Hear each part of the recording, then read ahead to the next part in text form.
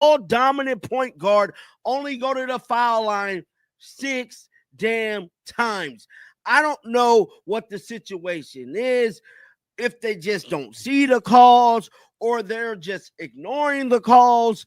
At the end of the day, there is a systematic issue wrong with the WNBA, the current state of their referees, and Caitlin Clark. Now, Rebecca Lobo and Ryan Ruocco was on the air last night speaking about this game, and I'm here to tell you they was super duper mad, bruh. The WNBA officiating situation involving Caitlin Clark continues to generate significant controversy and widespread discussion. Multiple content creators, supporters, and even broadcast analysts have expressed concerns about the treatment Clark receives from referees during games. Recent statistics reveal that Clark has visited the free throw line only 6 times across her last 4 contests. This number appears unusually low for a primary ball handler who frequently drives to the basket and initiates offensive plays. The pattern has raised questions about whether officials are missing obvious infractions or deliberately overlooking contact against the Indiana Fever star. And I'm here to tell you, they was super duper mad, bruh. Let's pull it up right now. Articles has come out about Rebecca Lobo unloading on the WNBA referees, literally counting the fouls out on TV. That's a foul, that's a foul, that's a foul. Guys, this thing is getting spooky, and I'm here to tell you, it's going to keep getting spooky, man, until Kathy do something, bro. I don't know. At this point, maybe NBA referees need to just ref Caitlin game. During a recent matchup against the Dallas Wings, the officiating became particularly contentious. ESPN analysts Rebecca Lobo and Ryan Ruocco provided live commentary that highlighted multiple instances where Clark appeared to be fouled without receiving calls. Their on-air reactions included repeatedly identifying infractions that went unnoticed by the officiating crew. The broadcast team's analysis captured several moments where Clark faced physical contact that typically results in whistles. Lobo specifically counted multiple infractions during a single sequence, pointing out grabbing, holding, and other defensive actions that appeared to violate league rules. The analysts expressed visible frustration as they observed these incidents unfold without appropriate responses from the officiating staff. You need to just ref Caitlin games. You know, no disrespect to nobody else, but hell, that's the only one everybody looking at anyways. They need to just do Caitlin games, bro, because at this point, the way that they're missing these calls are just, it's starting to change the outcome of the game, and it's starting to look very bad, bro. I mean, very, very, very bad. And I don't know, bro. I don't know. Something has to be done. Let's pull up this article right now, dog. Let me get it pulled up. So this systematic issue has created discussions about potential solutions. Some observers suggest that NBA referees might need to officiate Clark's games to ensure proper enforcement of league rules. The reasoning behind this proposal stems from the belief that the current officiating standards are affecting game outcomes and creating an unfair competitive environment. The controversy has extended beyond broadcast commentary to social media platforms. Basketball analysts have shared visual evidence of questionable non-calls, including what appears to be reckless defensive closeouts and obvious hand-checking violations. These incidents have been documented and circulated widely, adding to the growing criticism of current officiating standards. So it goes on to say Rebecca Lobo chides WNBA referees refusing to call fouls on Caitlin Clark. All of those fouls. Yes, bro, there was a lot. There was a lot.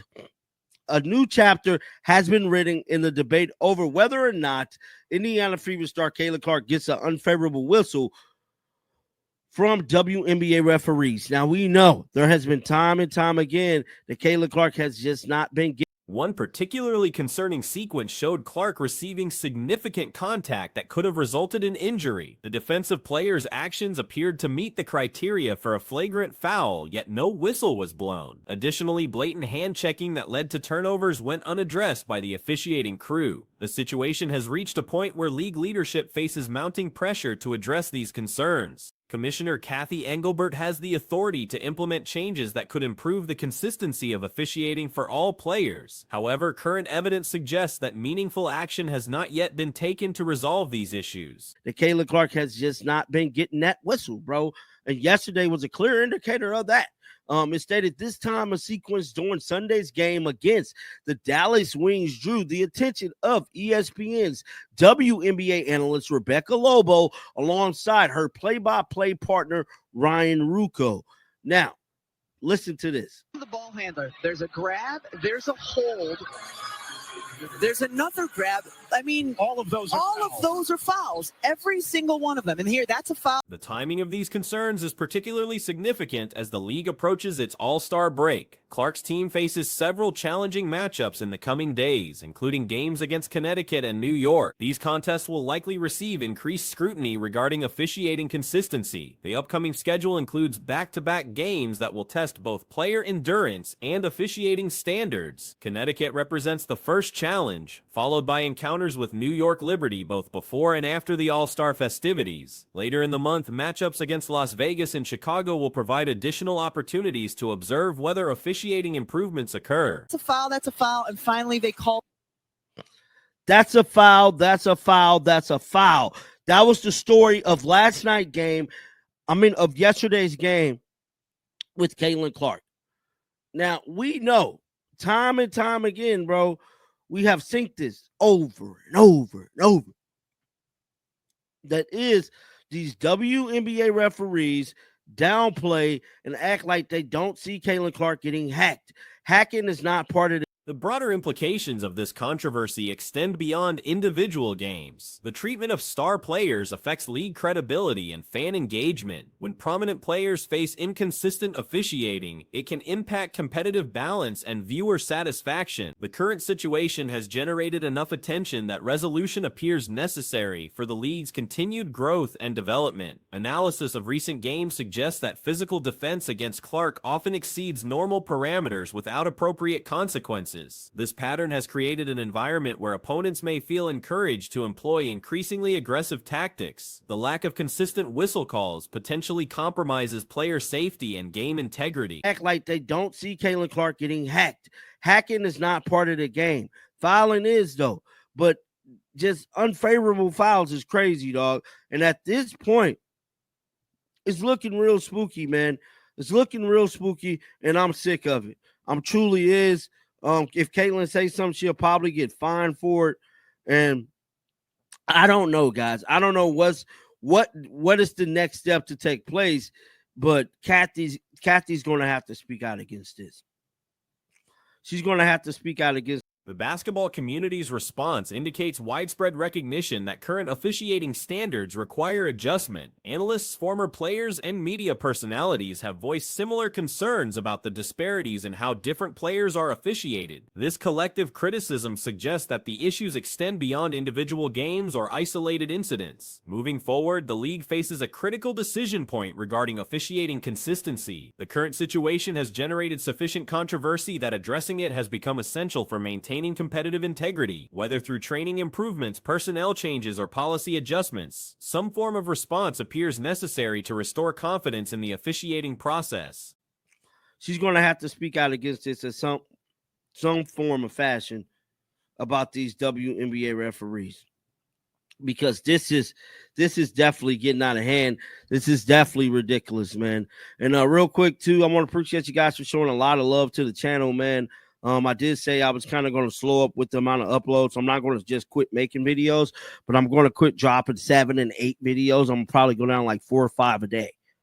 Maybe even more than that some days, but I just want to appreciate you guys showing love to The resolution of these concerns will likely influence how future games are officiated and may impact the overall development of the league. The attention generated by this controversy demonstrates the importance of consistent rule enforcement in professional sports and the consequences when standards appear to vary between players or situations. The recent professional matchup between Paige Bueckers and Caitlin Clark has reignited discussions about their relative abilities. While constant player comparisons are common in sports culture, this particular debate carries additional weight given both players' college careers and current professional trajectories. And the two teams, the Indiana Fever and the Dallas Wings, did go head-to-head yesterday in a blowout win where the Indiana Fever scored over 100 points on the Dallas Wings. And Paige Bueckers did come out on top in the scoring stat. And this has led to a lot of talk about Paige Bueckers being better than Caitlin Clark, which I think people really just need to knock off. I did see someone point out how they don't think it's a coincidence that people are trying to push this narrative in a season where Caitlin Clark has. The comparison presents an interesting study in contrasting styles, one resembling precision surgical tools, the other explosive entertainment. Each athlete brings distinct advantages to their respective teams, though contextual factors significantly influence their current situations. Clark appears to benefit from superior supporting cast members compared to Becker's current environment. During their head-to-head encounter, the Indiana Fever dominated the Dallas Wings in a high-scoring affair exceeding 100 points. Becker's claimed the individual scoring battle, sparking renewed arguments about superiority. Critics suggest this narrative gains momentum during Clark's most challenging shooting period, while dealing with physical ailments, where Caitlin Clark has been shooting her worst and has been injured the most. So these were their stat lines. Caitlin Clark came away with 14 points, 13 assists, 5 steals, which I think is such a flex. She shot 33% and she went 28% at the 3. Again, these are not ideal stats for Caitlin Clark, but when returning from injury, these are pretty standard. It's just that I think Caitlin Clark has everybody spoiled with like the explosiveness of her returns from previous injuries, but I think we have to give her a little. Statistical breakdown reveals contrasting performances. Clark recorded 14 points alongside 13 assists and 5 defensive takeaways, converting 33% of field goals and 28% beyond the arc. These numbers reflect subpar efficiency for her standards, particularly considering her injury recovery status. Previous returns from physical setbacks showed more explosive results, setting unrealistic expectations for consistent superhuman performances. Booker's countered with 21 points, 4 rebounds, and 4 assists, while shooting an impressive 60% overall and 50% from three-point range. This exemplifies her trademark efficiency, though her previous outing against Chicago showed 23% field goal shooting with frequent free throw attempts. Observers note her ability to draw favorable officiating calls, unusual for rookies in this league. But I think we have to give her a little bit of a break because that was almost superhuman, and I think she's just showing that she is a mortal. Now, contrasting with those stats, Paige Bueckers came away with 21 points, 4 rebounds, 4 assists. She shot 60% and 50% from the 3. And this is one of those instances where the eye test matters. So Paige has a very solid game. She is known for her efficiency. Although I will say, in the game previous to the Wings playing the Indiana Fever, they played the Chicago. Professional adjustment has proceeded smoothly for Bueckers. Her mid-range shooting appears effortless. Efficiency ratings remain consistently high and three-point accuracy has developed nicely. Her approach prioritizes scoring opportunities while contributing adequate playmaking, though she operates as a volume scorer rather than primary facilitator. Shot selection demonstrates conservative decision-making. Many characterize Bueckers as cautious, contrasting sharply with Clark's envelope-pushing mentality. Clark consistently attempts high-risk, high-reward plays that frequently succeed, accepting turnovers as inevitable consequences of aggressive playmaking. She approaches mistakes with the same confidence displayed during long-distance. Game previous to the Wings playing the Indiana Fever, they played the Chicago Sky, and her field goal percentage was 25%. She was just at the free throw line like crazy. And no shade, no hate or anything, but if you are watching these games, you will notice that Paige has a pretty great whistle. As a rookie, to have a veteran whistle is quite an accomplishment in this league. And from what I'm seeing, her acclimation to the pros has been great. Her midi is like butter. She is very efficient generally, and she has developed a.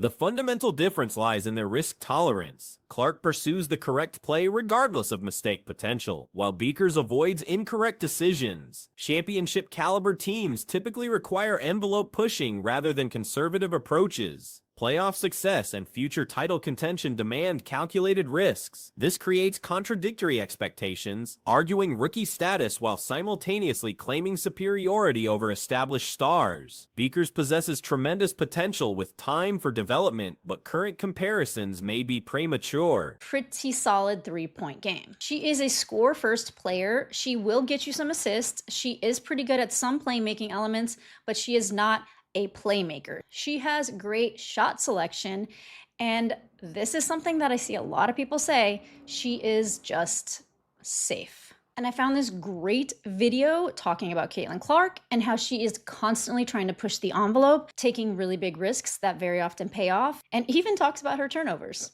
Say what you want about Both represent exceptional talents without behavioral concerns. Displaying admirable character, Clark's willingness to challenge boundaries generates attention and influences gameplay evolution. Her league entry introduced rapid-fire, high-tempo basketball that few teams previously employed. By season's midpoint, she transformed Indiana into the league's top offensive unit. A remarkable organizational change. Buchers has delivered consistent professional performances with adaptation rates exceeding typical rookie standards. She provides leadership for Dallas while demonstrating tactical awareness. However, contextual factors require consideration. Clark has participated in roughly half as many games as Buchers, though both missed time for various reasons. Clark's return from multiple injuries appears incomplete, suggesting less than full physical capability. Despite these limitations, her 3-game return produced significant impacts, particularly during victories over Atlanta and Dallas. The Wings' defensive breakdowns allowed numerous fast break opportunities, creating easy transition scoring chances without adjustments. Say what you want about Caitlin Clark and her turnovers, but she's constantly trying to push the envelope. She is as confident in those turnovers as she is knocking down those 30-foot jumpers from beyond the arc. Caitlin Clark is constantly looking to make the right play, even if it means she makes mistakes along the way. Paige Bueckers plays as if she's constantly trying not to make the wrong play. That's the key difference between the two. And the last time I checked, you're not going to lead your team to the playoffs or in the future lead your team to a title playing it safe. You got to be able to push the envelope. Now, I get it. She's a rookie, which is why I initially did. Teams struggling defensively often rely heavily on individual scorers, explaining Bucker's consistent 20-point outputs. Similar patterns emerge with Las Vegas, where A'ja Wilson shoulders primary scoring responsibility due to supporting cast inconsistencies. Jackie Young occasionally provides offensive bursts, but Chelsea Gray and Kelsey Plum have shown regression, creating unreliable secondary options. Determining superiority between these players requires nuanced analysis. Bucker's merits recognition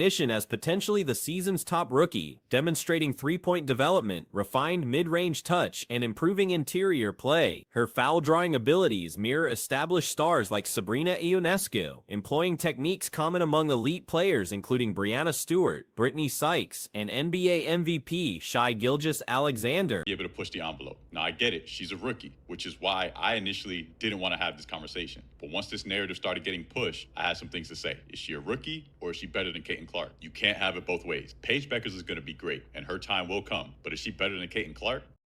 In my opinion, this is pretty spot on. 2 great players, Paige Bueckers and Caitlin Clark. No off-court issues. Both wonderful human beings. But it's Caitlin Clark's ability to push the envelope that is turning heads and changing the game. When she stepped into the league, Current comparative discussions face challenges due to Clark's extended absence. Despite Bucher's obvious talents, her team impact, game elevation, and transformative influence don't match Clark's court presence. Indiana's defensive improvements during Clark's absence demonstrate organizational growth, but she remains the tempo orchestrator. Clark's fast-paced, high-volume shooting style defines her impact, though current shooting struggles temporarily mask her abilities. Her influence on team dynamics, individual player development, and overall gameplay philosophy positions her ahead in this comparison. Bucher's rookie status and league adjustment period suggest patience remains appropriate. Game. When she stepped into the league, she created a fast-paced, up-tempo style of basketball that not a lot of teams are playing, and at the second half of the season, she ended up turning the Indiana Fever into the #1 offensive team in the league. That is big change. Paige Bueckers has stepped into the league, and she has put down a solid performance. Her acclamation is light years above most rookies, and she is the absolute leader of that Dallas Wings team. And it's very important to take note of the nuances of the situation. Future development will likely establish Bueckers as an elite competitor. Her current skill set already demonstrates phenomenal ability, representing different but equally valuable approaches to excellence.